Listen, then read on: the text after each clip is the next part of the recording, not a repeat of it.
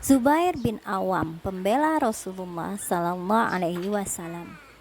Setiap disebutkan nama Tolha, pasti akan disebutkan pula nama Zubair.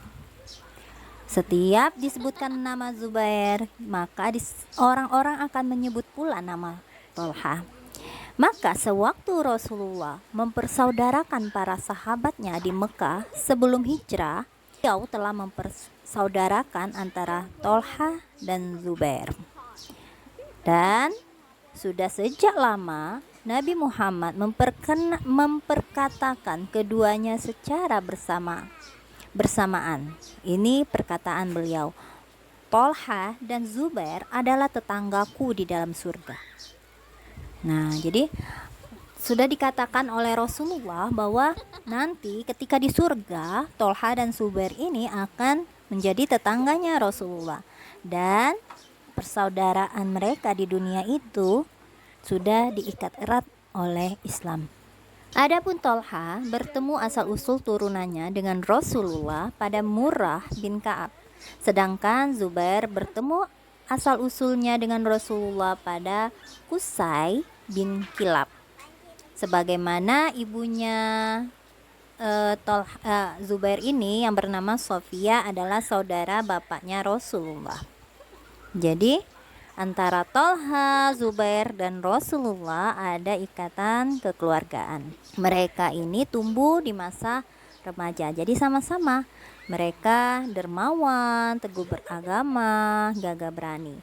Dan keduanya adalah angkatan pertama yang masuk Islam serta termasuk orang yang dikabarkan oleh Rasulullah dari 10 orang yang masuk surga. Keduanya pula ini termasuk ahli musyawarah yang 6 yang diserahi tugas oleh Umar bin Khattab memilih khalifah sepeninggalan Umar ya. Zubair termasuk dalam golongan orang yang pertama kali masuk Islam. Ia termasuk satu dari 7 orang yang mula-mula menyatakan keislamannya dan sebagai perintis yang telah memainkan perannya yang penuh berkat di rumah Arkom. Usianya pada saat itu 15 tahun. Hingga ahli sejarah menyebutkan bahwa pedang pertama yang dihunuskan untuk membela Islam adalah Zubair bin Awam.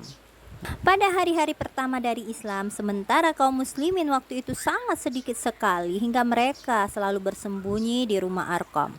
Tiba-tiba suatu hari tersebar berita bahwa Rasulullah terbunuh. Seketika itu tiada lain tindakan Zubair kecuali menghunus pedang dan mengacungkannya. Lalu ia berjalan-jalan di kota Mekah laksana tiupan angin kencang. Padahal ia masih muda belia.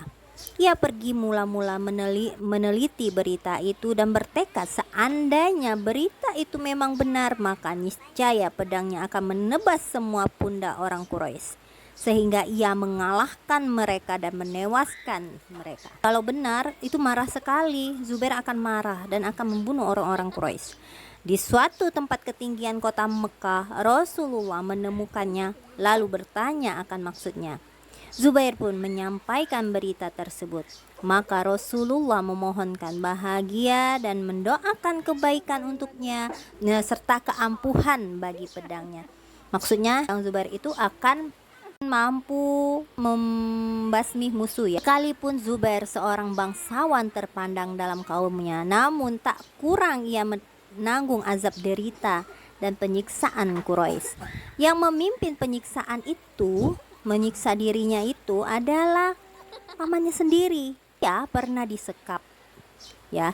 Kemudian dipenuhi pada kurungan itu, disekap pada kurungan, kemudian kurungan itu dihembuskan asap hingga membuat sesak napasnya. Lalu dipanggilnya Zubair. Ya, pada saat sudah tertekan dengan dada yang sesak, maka dipanggilnya. Katakan kepada Zubair, tolaklah olehmu Tuhan Muhammad itu, nanti kulepaskan kamu dari siksa ini. Tantangan itu pun dijawab oleh Zubair dengan pedas dan mengejutkan. Tidak, demi Allah, aku tidak akan kembali kepada kekafiran untuk selama-lamanya. Waktu itu Zubair belum menjadi pemuda yang dewasa ya. Ia tidak gentar dengan apa yang dikatakan oleh pamannya. Nah, Zubair ini ikut hijrah ke Habsyi atau Ethiopia sebanyak 2 kali. Yang pertama dan yang kedua, lalu ia kembali lagi untuk menyertai ketinggalan semua peperangan bersama Rasulullah. Banyaknya tusukan dan luka-luka yang terdapat pada tubuh Zubair dan masih berbekas sesudah luka itu sembuh membuktikan bahwa Zubair itu adalah seorang pahlawan dan perkasa. Salah seorang sahabatnya ya yang telah menyaksikan bekas-bekas luka yang hampir ada pada segenap tubuhnya Zubair ini berkata, "Aku pernah menemani Zubair bin Awam pada sebagian perjalanan dan aku melihat tubuhnya, maka aku saksikan banyak sekali bekas luka gores pedang. Sedang di dadanya terdapat seperti mata air yang dalam, menunjukkan bekas tusukan lembing dan anak panah.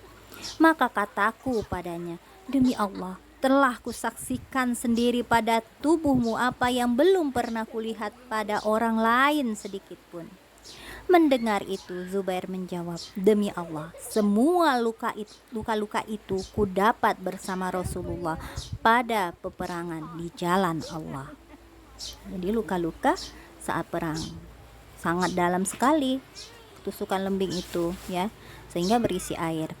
Ketika perang Uhud usai dan pasukan Quraisy berbalik kembali ke Mekah, ia diutus Rasulullah bersama Abu Bakar untuk mengikuti gerakan tentara Quraisy dan menghalau mereka hingga mereka menganggap kaum muslimin masih punya kekuatan dan tak pikir lagi untuk kembali ke Madinah guna memulai peperangan yang baru. Abu Bakar dan Zubair memimpin 70 orang muslimin. Sekalipun mereka sebenarnya sedang mengikuti suatu pasukan yang menang, namun kecerdikan dan muslihat perang yang digunakan oleh Abu Bakar dan Zubair ini membuat orang Quraisy menyangka bahwa mereka salah duga dalam menilai kekuatan kaum muslimin dan membuat mereka berpikir bahwa pasukan yang dipimpin oleh Zubair dan Abu Bakar ini tampak kuat. Tak lain sebagai pendahulu dari bala tentara Rasulullah yang menyusul di belakang dan akan tampil penghalau mereka dengan dahsyat. Karena itu mereka bergegas mempercepat perjalanannya dan mengambil langkah 1000 pulang ke Mekah. Di samping Yarmuk, Zubair merupakan seorang prajurit yang memimpin langsung suatu pasukan. Sewaktu ia melihat sebagian besar anak buah yang dipimpinnya merasa gentar menghadapi bala tentara Romawi yang menggunung maju, ia berteriak, "Allahu Akbar!" dan maju membela pasukan musuh yang mendekat seorang diri dengan mengayunkan pedangnya. Kemudian ia kembali ke tengah barisan musuh yang dahsyat dengan pedang di tangannya, menari-nari dan berputar bagai kincir. Tak pernah melemah, apalagi berhenti. Ia amat rindu mati di jalan Allah. Ia pernah berkata, Tolha bin Ubaidillah memberi nama anak-anaknya dengan nama nabi-nabi, padahal sudah sama diketahui bahwa tak ada nabi lagi sesudah Muhammad. Maka aku namai anak-anakku dengan para syuhada. Semoga mereka berjuang mengikuti syuhada. Begitulah dinamainya seorang anaknya bernama Abdullah bin Zubair mengambil berkat dengan sahabat yang syahid Abdullah bin Jahsi. Dinamainya pula lagi Al-Munzir yang mengambil berkat dengan sahabat syahid Munzir bin Amr. Dinamai pula Urwah mengambil berkat dengan Urwah bin Amr. Dan ada pula yang dinamainya Hamzah mengambil berkat dengan syahidnya yang mulia Hamzah bin Abdul Muttalib. Ada lagi Ja'far yang mengambil berkat dengan syahidnya Ja'far bin Abu Thalib. Juga ada yang dinamakan Mushab yang mengambil berkat dengan sahabat yang syahid Mushab bin Umair. Tak ketinggalan dinamainya Khalid yang mengambil berkat dari sahabatnya Khalid bin Sa'id. Kemudian ia terus memilih anak-anaknya nama para syuhada dengan pengharapan sewaktu datangnya kematian ajal mereka, mereka akan tercatat sebagai syuhada. Ya, itu penamaan anak-anaknya. Dalam riwayat hidupnya dikemukakan bahwa ia tidak pernah memerintah satu daerah pun, tidak pula mengumpulkan pajak atau bea cukai. Pendeknya, tak ada jabatan lain kecuali berperang di jalan Allah. Dia tidak pernah seperti yang lain menjadi amir, menjadi qadhi, ya, di suatu tempat atau wilayah, tapi dia hanya menjadi seorang pejuang atau pemimpin dalam peperangan. Kelebihannya sebagai prajurit perang tergambar pada pengandalan pada dirinya sendiri secara sempurna dan kepercayaan diri yang tangguh. Sekalipun sampai 100.000 orang yang menyertainya di medan tempur, namun ya, ia berperang seakan-akan sendirian di sana. Dan seolah-olah tanggung jawab perang dan kemenangan itu ada pada pundaknya sendiri.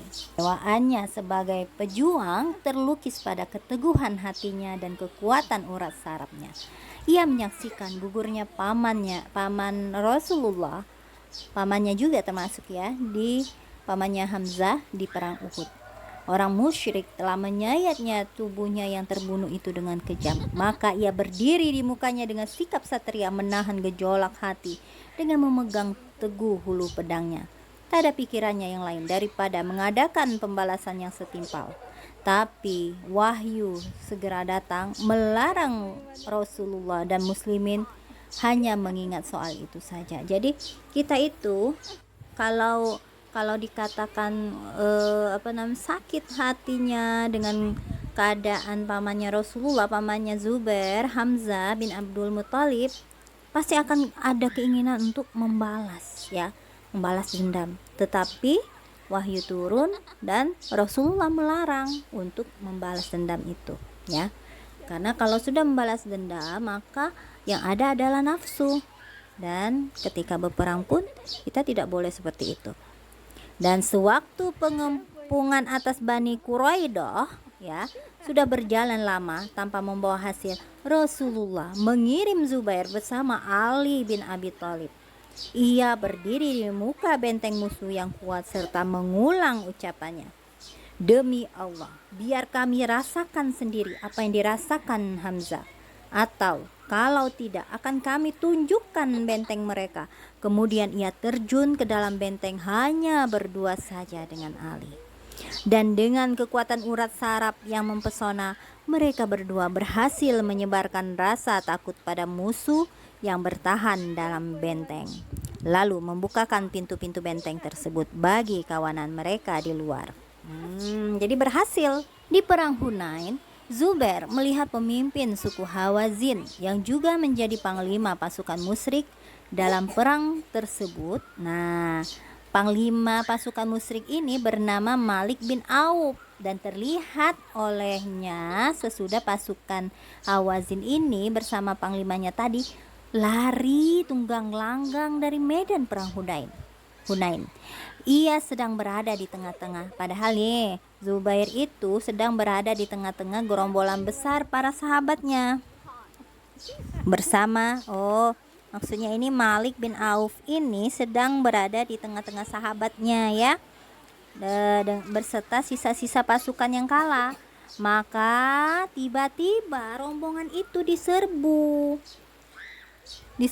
oleh Zubair seorang diri hingga membuat mereka kocar-kacir Kemudian Zubair ini menghalau rombongan tadi dari tempat persembunyian mereka yang mereka gunakan sebagai pangkat.